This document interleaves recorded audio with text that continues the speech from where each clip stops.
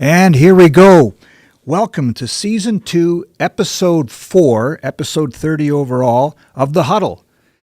I'm your host, Ed Tait of BlueBombers.com. We're joined, we're here as always at the Blue Bombers studio here at Princess Auto Stadium.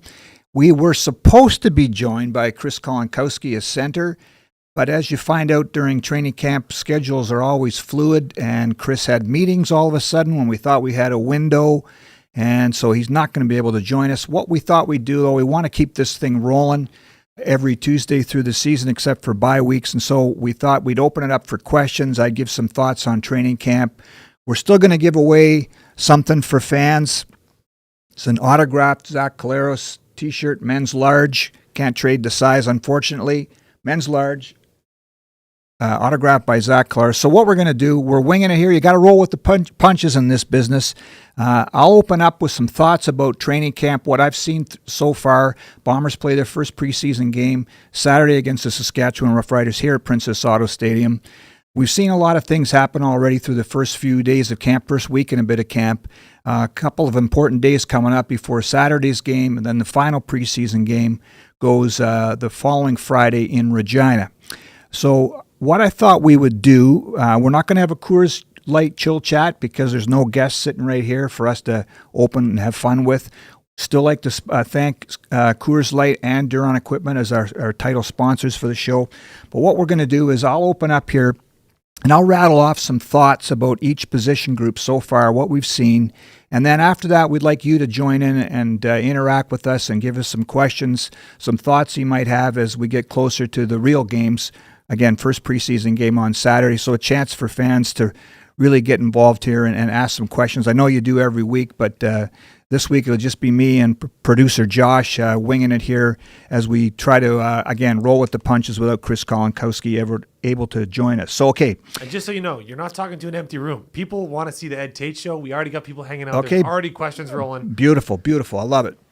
Okay, so, again, I thought we'd just do this the easy way, and I'll grab my depth chart here, and we'll roll through each position group, and I'll give a little synopsis of what I've seen, and then again we'll open it up for fans to have their say.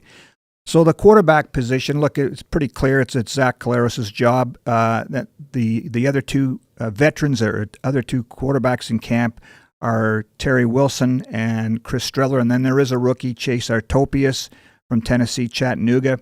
The big story here, a couple big stories. Shea Patterson got released, just a few days into training camp. Jake Dolegala, who was here last year, got released before camp. And then this becomes an interesting position because Zach Collaros is suspended in week 1 with that bogus suspension for not answering his phone and missing a drug testing test. Don't let me go off on a rant on that because I could go crazy. So this becomes a little bit important because over the preseason, we're going to see which of the other two vets, Chris Streller or Terry Wilson, might pop out to earn that start in week 1, which is going to be really important because it's against a West Division opponent too with the BC Lions in town.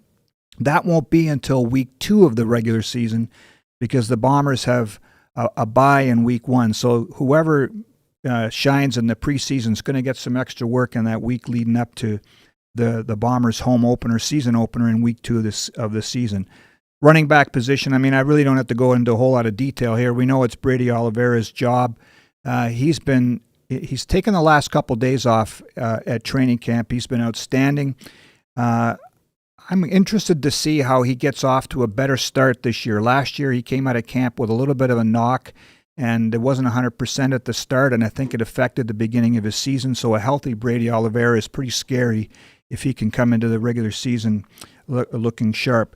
The other guys in camp, Michael Chris Ike, we saw last year. He's more of a fullback type. He's been impressive in his second season. Quentin Cooley, a newcomer, an import. He's flashed too. It's going to be tough for him because this is a Canadian spot, and he's an American. I really like Matthew Peterson, who the Bombers traded for on draft day with Hamilton. He's a Canadian running back out of the University of Alberta. This guy is carved out of stone, and he looks like almost a clone of Brady Oliveira. So this is a guy that could really help himself with a good preseason. Let's move to the receivers group next. Big development in the last couple of days. Dalton Schoen back at practice, and that is massive for this offense. We saw last year after he got hurt in the third game how much of a hole that left in this offense, and he's really not just a security blanket for Zach Collaros, but a deep threat. One of the best receivers in this league. So to have him back and healthy is just huge for this offense. Nick Dembski, Kevin Clarcius are the other starters for sure, both Canadians. And then what is interesting is that all these new receivers that the Bombers brought in the free agent department. Dylan Mitchell from Edmonton, Reggie White Jr. from Montreal, Jarrah Stearns from Saskatchewan, all veteran guys. They've had their moments flashing, and some of them are coming on too, especially Reggie White Jr., I thought in the last couple of days has really come on. These guys are, as much as they're veterans, they're still getting comfortable with this offense, and so it might take a while for them to get used to things, and I think we're starting to see that now. I did a story early on in training camp about Myron Mitchell, a guy who was here last year.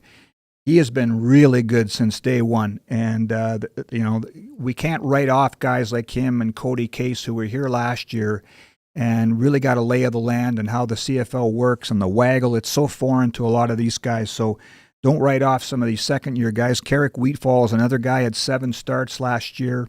So the receiver position is really interesting outside of Dembski, Clarcius, and Dalton Schoen, because all those guys are going to be in the mix to replace Kenny Lawler, and Drew Olatarski is gone too, so it's going to be quite the competition. Preseason is going to tell us an awful lot.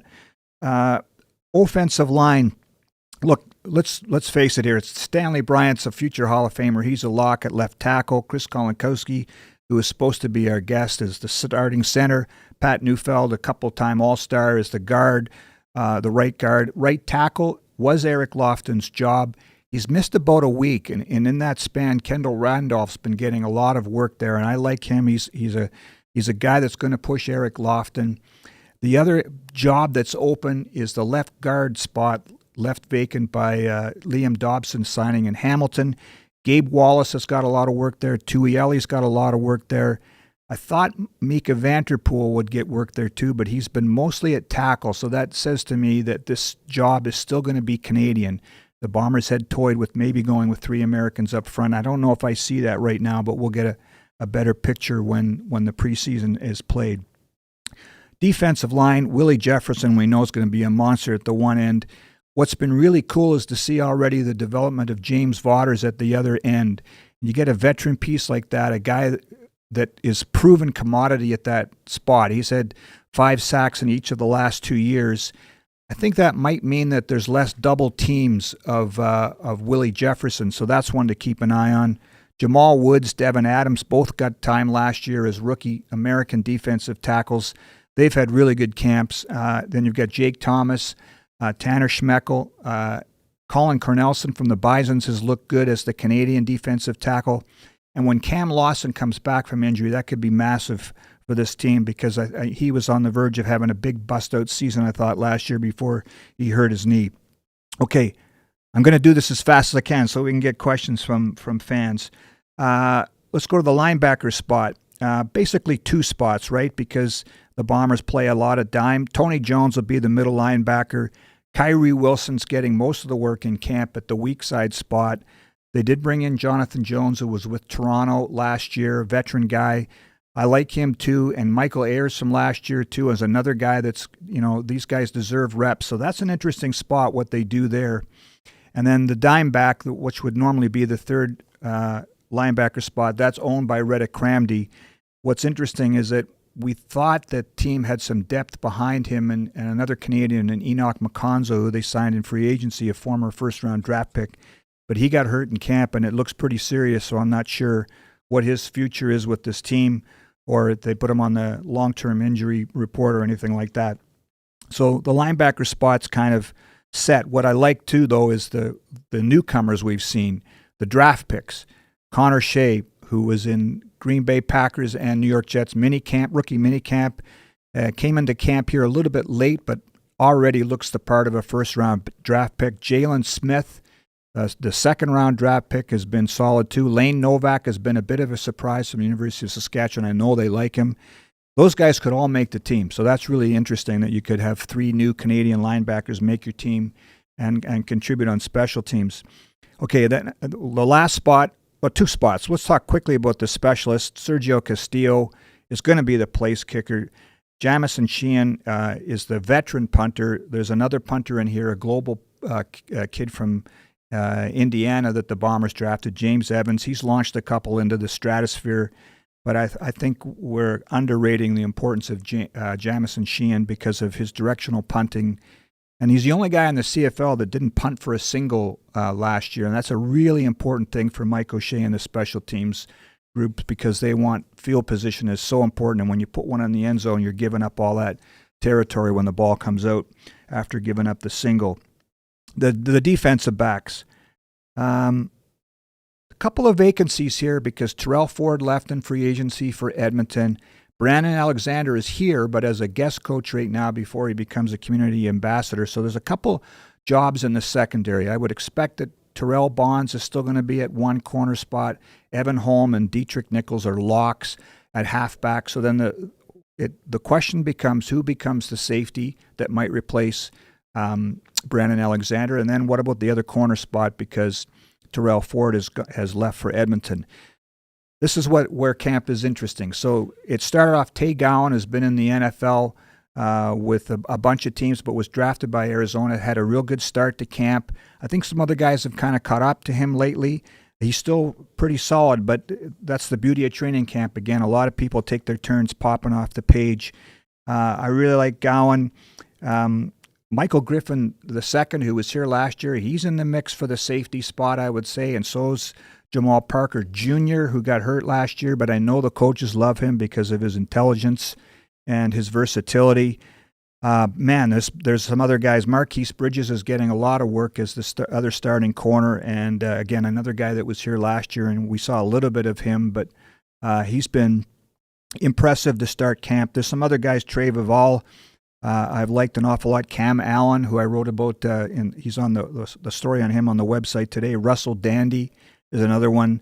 There was a guy that made a play today. Isaiah Avery made a play that Coach O'Shea yelled out across the field, to give him a lot of love after that play. So we're about 10 days into camp. I just rattle off a gazillion names here.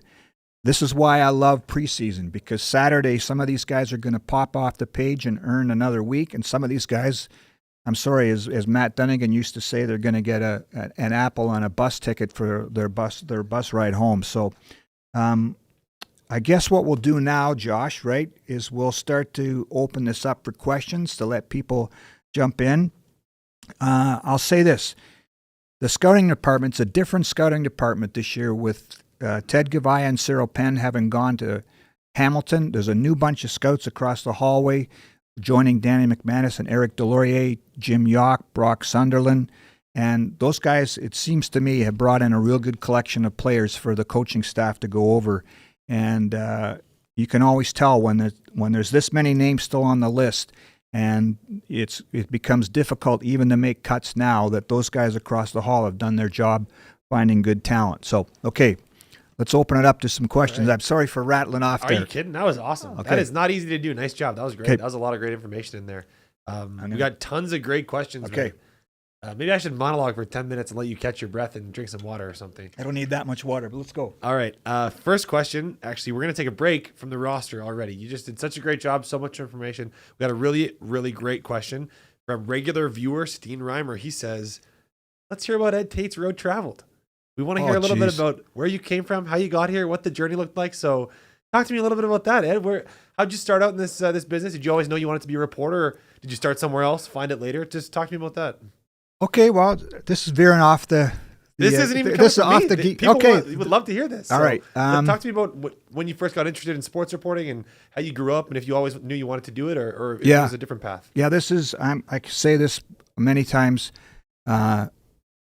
I'm 61 years old now, and I still love my job. I don't want to retire at any time soon. I hope that they're listening to that upstairs. It's been a blast. When I was a kid, I wanted to be a play-by-play guy. My dad has tape of me calling when I was like 8 years old, those little tabletop hockey games, making up play-by-play. I was a decent athlete in high school, and then when I was playing baseball in the Border League, just in southern Manitoba, when I was 19, I could not hit a curveball. I was, and I was probably a liability in the field too. I always joke that you're struggling when it's your turn up at the bat, and there's 2 outs, and you can see your teammates all on the edge of the dugout with their gloves on. They know that you're not getting on base. But I started writing for the town paper then, and I was doing weekly reports on our baseball team, and that's what got me hooked. Went to school at U of M, Red River, and got lucky in my second job placement while I was at Red River was at the Winnipeg Sun, and I got hired right on the spot. Didn't have to finish school. 3 years later, I was the Bomber guy, and it's been a blast ever since. So let's make this about the team. I appreciate the question. Talk about himself anymore, but that's great. That's awesome. Yeah, this is a great job, and I'm happy to do it, and I love doing it. So okay, now about the football team. Let's go. Anyways, about your childhood. Yeah. Okay, here's a great question from a fan by the name of Ernie Waldner, and he says, how does a week 1 bye affect training camp? Is there a difference in preparation when you know you're not playing the first week? I think that's a good question. I think I can answer this. I'm not going to speak for Coach OShea. I don't think a week 1 bye is the same as a bye in week 11 or 12. I believe the team is still going to be out here practicing a lot. I don't know what the rules are with the Players Association, but I think it's different for a week 1 bye. You can't expect these guys to just go away when you've got the rest of the league playing and you haven't even played a game yet. I think it might, in this case, work well for the Bombers because, again, we don't know who's going to be the starting quarterback when they do get around to playing a game. My guess right now is that it's going to be Chris Streller, but Terry Wilson's had a pretty good camp too. But there's a lot of jobs that are still up for grabs, a lot of positions that are still question marks, and I think that extra week practice might actually help this team. It's like an extended training camp in a way leading into week 1. So it feels weird to be talking about a couple weeks from now when in training camp you're only talking about 1 day at a time. But I think it's a good question because I think that the week 1 bye does affect what they do in that bye week. So next question is from former Blue Bombers team member Riley Mara, and he says, what's Ed's favorite CFL city to travel to? What's going on here? Well, I've had a few beers with Riley on the road. I would say anywhere that has beer, so that's every road trip, right? I've always liked Vancouver, and I would say Ottawa is a close second. Sam over here and I can tell you there's an outdoor patio we like to go to the night before the game and have a couple of cold ones. So, look, if you told me when I was a kid that I would get paid to do this and go on the road and travel with the team and get to cover it, I would tell you that would have been a dream job. So there's no such thing as a bad road trip in the CFL. I would put it that way. That's pretty cool. I'll just add a little follow up. Is there like a best press box? Well, you know what? The best press box for location used to be old Canadiens Winnipeg Stadium. We were right in the 55-yard line. It was unbelievable. The tendency now with the new stadiums is that that is prime real estate, right, for the high rollers. And so the people that pay way more money for the suites get those spots. We're at the 5-yard line here. Still a good location. I would say there's a couple spots. Hamilton and Calgary are way far away from the field, so that's an impact. I would say BC's got a great press box. I like Edmonton's too. Ottawa, Hamilton, yeah, okay. Montreal, you got to climb. I need a medic by the time I finish climbing the stairs to get up to the press box. There's no elevator or anything, and it's a long hall. Yeah, and so there's no bad ones where we're outside in the cold or anything like that. They treat us pretty well in this league. Nice. Next question. This one's from Instagram. We asked some folks on Instagram to hit us with some questions as well. So I don't have a name, unfortunately, but this one, there are a lot of questions about you. So just, this person wants to know, what does game day look like for you? You're always asking the players what game day looks like. Do you have any game day rituals? Any places you go to eat all the time? What does a game day look like to you? What does your work day look like on game day? Okay, well, the difference between a home game day and a road game day, right? Home game day. Let's go with a home game day. What does a home game day look like to you? Well, there's 4 of us here in the content department who play golf. That's where we sneak away and play golf. I'm not afraid to say it. Wade, I'm sorry, but we get out and we play golf. It's kind of our one break for the day, and then we roll right into the office right after that. I'm always on the CGOB pregame show. I was talking to Derek Taylor about that today at practice. They're on at 1 o'clock on Saturday. I'm usually on right from the beginning for about the first 90 minutes or so. And then right after the game, we're scrambling to get our content up, right? I'll write my story as quick as I can. We've got a new segment this year that we're going to try out on Saturday, sponsored by Boyd Auto Body and Glass as kind of a post-game hit from the field. We're going to do it away for home games and away games.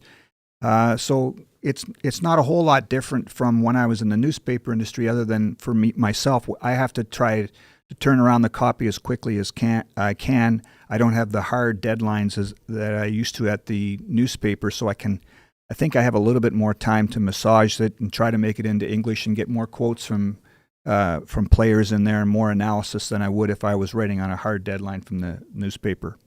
Nice, right on. Next question comes from Sebastian Ball over on Instagram, and he says, does Ed have a favorite sports reporter, local, national, etc., whose CFL coverage is can't miss?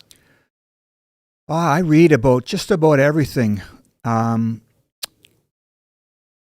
I give the guys from 3 Down Nation a lot of props. When that site first started, Drew Edwards was the beat reporter at the Hamilton Spectator. He started that. He's turned it over to John Hodge from Winnipeg here, J.C. Abbott from Vancouver, and Justin Dunk from Southern Ontario. And those guys have done a really good job.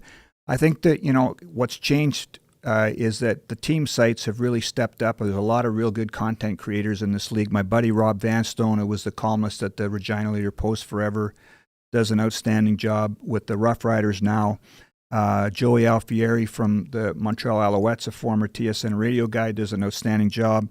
There's somebody on every team. Mike Hogan with the Argos. And Matt Baker and Nick Kowalski from the Lions. Those guys do a good job too. Everybody in this league, it's really changed even since I started working for the Bombers in 2016. I think more teams are investing an awful lot more in content. As far as the beat guys here in town, I have a lot of respect for Paul Friesen, who's a former colleague of mine. I don't always agree with what he writes, but Friesen's very dedicated and does a good job. Jeff Hamilton, of course, he's the current president of the Football Reporters of Canada, and he's an outstanding journalist, so I have a lot of props for him. Josh Frey-Sam from the Freep's been here. Gord, the new guy from the Sun, has been here during camp. I don't know him a whole lot yet, but he does a good job. There's a lot of good guys. Herb Zurkowski in Montreal. I could go on and on. I've been doing this for such a long time. I don't want to leave anybody out, but I think this league is really well covered. What's changed is the idea that you don't have to get your information solely from traditional media, so to speak. It's not just about newspaper, radio, and TV anymore. There's a lot of good bloggers out there, a lot of good podcasts out there that cover this league. Right on. Next question is from someone else on Instagram, and they say, is there anyone on the team or staff that you really want to get on the Huddle for a chat? You got a white whale you've been chasing for a while, trying to get on the show? The biggest white whale of them all, Mike OShea. We've had some great chats that aren't often or seldom about football, and I would love to get him to sit in that chair one day to do a show. I think it would be outstanding. He's a cool dude. I know when people see him only on the snippets when the cameras are rolling after a practice or in one of his media sessions, he can seem pretty serious, but I'd love to get him sitting in there and maybe we could have a whole show where we don't even talk about football because he could fill an hour easy. That would be awesome. I'm looking forward. It's going to happen. We'll get him one of these times. We just got to keep find the right twisting time. his arm, yeah. Yeah, keep asking just every day. Yeah. Hey, Mike, is it time yet? We'll take a quick break from the questions to do the T-shirt giveaway. Eddie, you want to grab that shirt and show the people what's up? So we're giving away this T-shirt. It's signed by Zach Collaros. I don't know if you can get that in the store anymore. It's got the outline of Manitoba. Really cool shirt, autographed from Zach Collaros on it. It's a men's large. Unfortunately, we can't exchange it or change it because it's got the signature on it, but it's a men's large. I'm going to post the link in chat here on YouTube. So go to that link. I'm going to pin it. You got to sign up with your email for one entry and a bonus entry if you subscribe.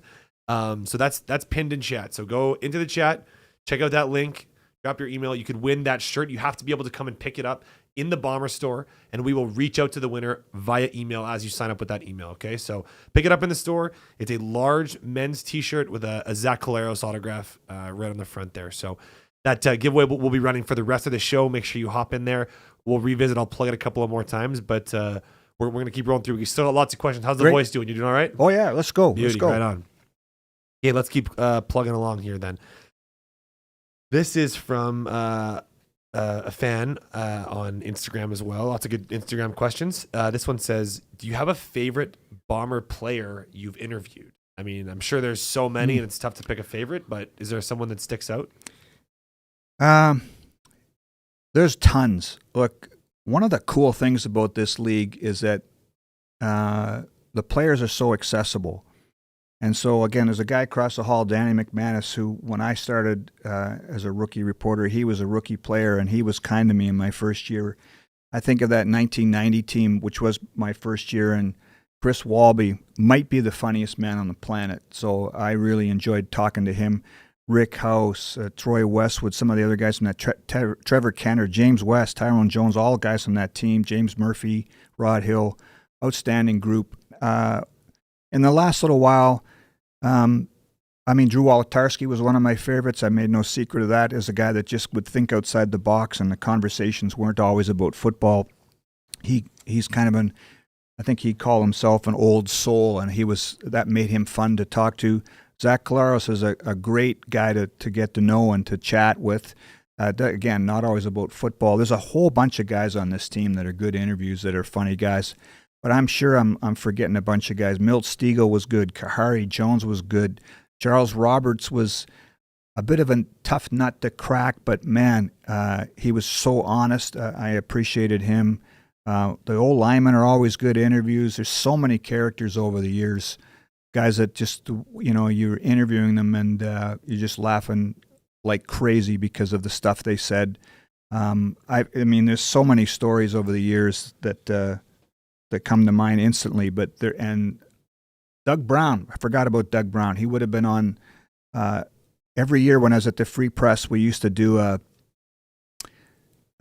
Grey Cup poll that we ran a couple days before the Grey Cup, and I would poll other media people from across the league, who's going to be the next head coach in this league, from the assistant coaches, et cetera, et cetera. And one of the questions was, who's the best interview in the league? And Doug Brown was almost always at the top of that list, and that's from across the league, not just from the Winnipeg market. So there's been a ton of them.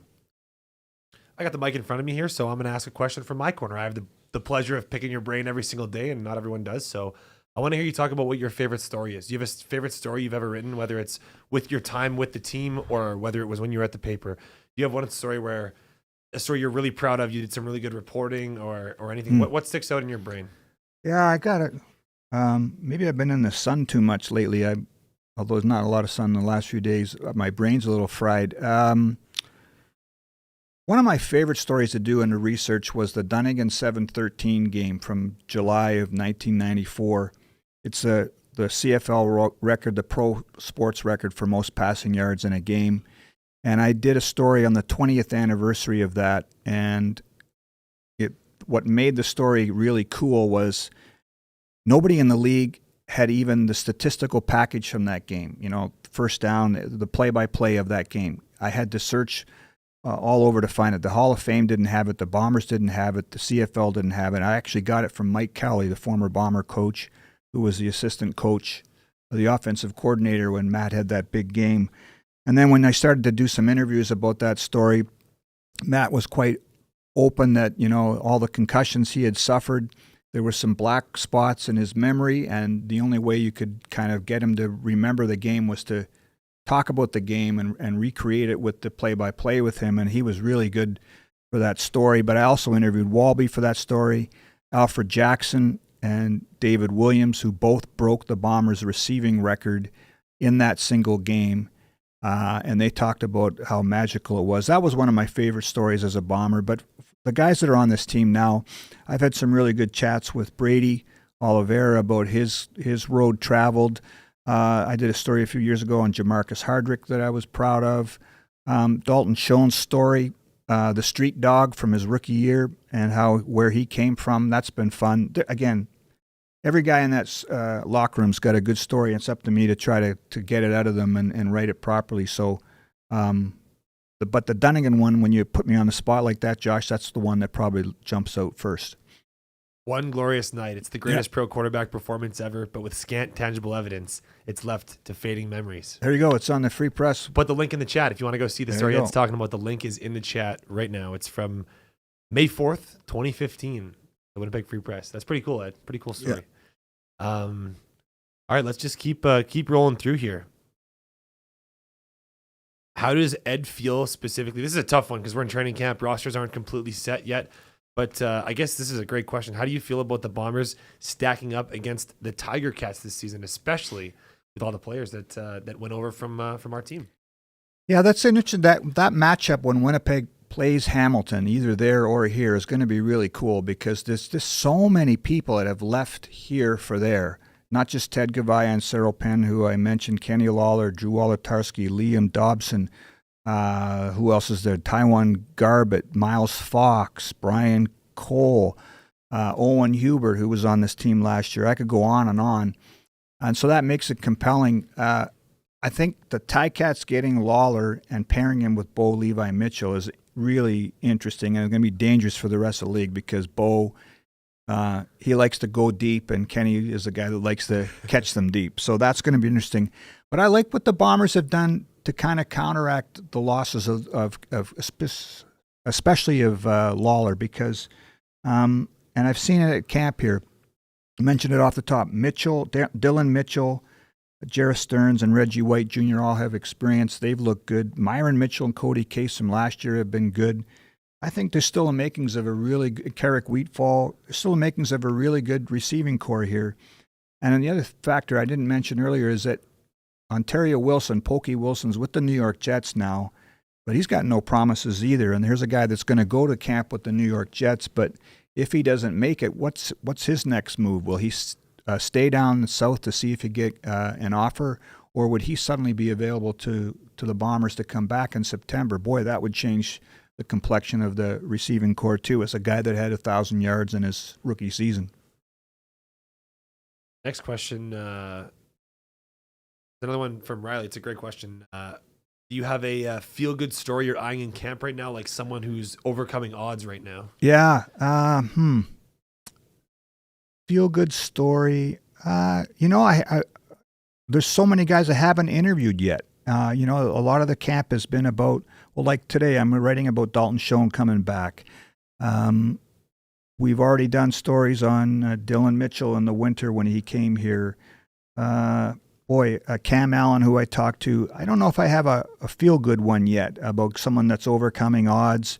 Kamari Munier-Bailey, the global draft pick from this year, is a guy from Manchester, England. We did a story on him in rookie camp. He's got like 20 siblings or something crazy like that. And he's a former boxer, so he's kind of a cool story. This is when the list is this long, when there's this many guys here, sometimes you just interview a guy to get to know him, and then after he makes the team, you can dive in a little bit more into his life story. And so I'm hoping to do that a little bit more. That's a good question, and check back with me at Labor Day, and I might have a better answer for you. Let me just take a look here. We're getting near the end of the show. We've kept you talking for a good half an hour here. Okay. So I'm just. Oh yeah, we got a couple more. This will be. Everyone, if you have any questions left while we're still here, drop them in the chat. We're working through the last couple here, and then we'll call it a day on the first ever Huddle mini show. Yeah. Hopefully none more. Well, yeah. It was tough. Like I said at the top, Chris Kolonkowski was supposed to join us, but the schedule changes like on a dime here, so he couldn't make it the last minute, and we're just kind of winging this to keep this going for a week instead of going dark. And thanks everyone for hanging out. Great. Question that I can't remember if you touched on. We talked about it earlier, but I can't remember if you touched on the show. This person wants to know how's Dalton looking, getting back out on the field. Well, yeah, when I'm off here, I'll finish that story that I'm working on. He yesterday was his first day on the practice field, and he ran an out pattern to this one far sideline from me, and he caught a long ball, probably about 40, 45 yards from Zach Collaros. Classic Dalton show and catch. And as he ran to the sideline, Nick Dembski said, "I bet you that feels pretty good, doesn't it, Dalton?" And he just said, "Yeah." And talked to him today again, and he looks good. I mean, this is a guy that before he got hurt was arguably the best receiver in the league. If you look at his numbers, I think he had 26 touchdowns in like 32 games before last year. Difference maker, a guy that Zach relies on so much. He's been, I mean, it's been basically 2 days, and he's looked really good. Mid-season form already. Nice. This is a great question. Maybe we'll end on this one, and then we'll call our show. Okay. But this question is, we've talked about the good stuff, but does Ed have any interview horror stories or any interview surprises that started with a simple question and became a real story that you can talk about live on air? Well, you always, you do this for a long time. It's not all sunshine and rainbows all the time, right? I've had a few run-ins with guys. When Milt Stiegel was here last year for training camp, remember that thing where he was trying to come back as a 50-some-year-old and try it for one day? One of the biggest blow-ups I've ever had in this business was with Milt one time, and it was just a misunderstanding, but he was screaming at me, and I was trying to stand up for myself. But afterwards, we kind of, hugged it out, and we're cool. But that was one of the biggest blowouts. I've had lots of blowouts that I can't mention their names where, a guy got fired and didn't like the way I wrote about it at the end, or wrote something that somebody thought was off the record, and I said it wasn't. And so this, you're going to have these kind of things. But one of the things I was taught, and I wish more people adhered to this, is that if you take a shot at somebody or if you write something controversial, you got to be at practice the next day so that you can take the flack back from somebody and stand up and take it and be accountable for it, either defend yourself or to apologize for it. So I had to do that a few times too. That's pretty interesting, especially because like the day of social media, people can tweet whatever they want or Instagram whatever they want, and then there's no consequences. So no consequences. That's interesting. Yeah. Well, thanks for that, Ed. I think that's probably going to wrap up the show, so okay. I'll pass it back to you. But the T-shirt giveaway for the Zach Calera shirt is going to be up for a little bit longer. So if you're hanging out now and didn't see the giveaway, there's a T-shirt giveaway. I'm going to drop that link in chat one more time. Hit that link. Good luck to you. And thanks everybody for hanging out. Yeah, so again, we had to roll with the punches a bit today. Chris Kolinkowski was going to join us, and again, meetings changed, and he couldn't. We're going to try to do next week. There's no guarantees now with the meetings getting changed all the time. The Bombers play Saturday at home against Saskatchewan, and then Saskatchewan again in Regina the following Friday. So we're starting to get some pictures about this team this week, and Saturday is going to give us a lot more answers. I appreciate everybody for joining in. Thanks for all the questions. Appreciate you rolling with us here. Thanks to Coors Light for being our sponsor. Duron Equipment, too. Thanks for the store upstairs for giving us this T-shirt to give away. Appreciate all your questions, and we will see you next Tuesday at 3 o'clock. Hopefully there's somebody sitting in that chair so I don't have to babble as much. Thanks very much.